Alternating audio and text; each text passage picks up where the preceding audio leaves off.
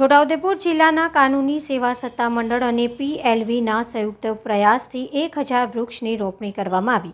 સમગ્ર વર્ષ 1950થી ભારતમાં વન મહોત્સવ ઉજવવામાં આવે છે, જે અંતર્ગત 1 જુલાઈથી 7 જુલાઈ સુધી છોટાઉદેપુર જિલ્લાના કાનૂની સેવા સત્તામંડળ દ્વારા આ વન સપ્તાહની ઉજવણીમાં છોટાઉદેપુર, કવાંટ અને જેતપુર પાવી ખાતે 10,000 વૃક્ષ PLVની મદદથી ઉજવવામાં આવનાર છે, જે પૈકી અત્યાર સુધીમાં આ 3 તાલુકામાં આશરે 5,000 વૃક્ષની રોપણી જિલ્લા કાનૂની સેવા સત્તામંડળ અને PLVના સહિયારા પ્રયાસથી થઈ ચૂકી છે।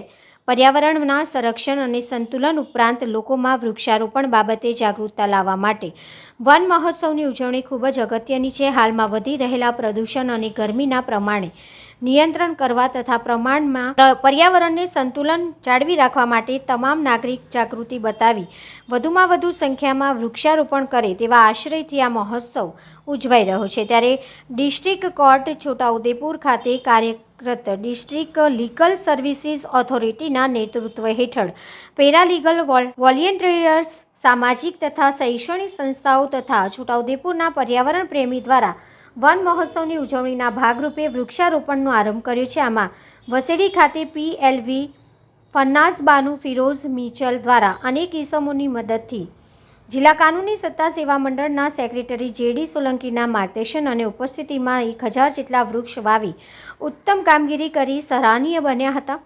આ વૃક્ષનું જતન કરવા અને તેનું ઉત્થાપન કરવા સેક્રેટરી JD સોલંકી અને PLV છોટાઉદેપુર ફન્નાસ ફિરોઝ મિચલ દ્વારા ખેતર માલિક યુસુફભાઈને સલાહ આપી હતી। સવિશેષ વૃક્ષ વાવી પર્યાવરણનું જતન કરવા અનુરોધ કરી વૃક્ષના નફા નુકસાનની વિસ્તૃત સમજ આપી હતી।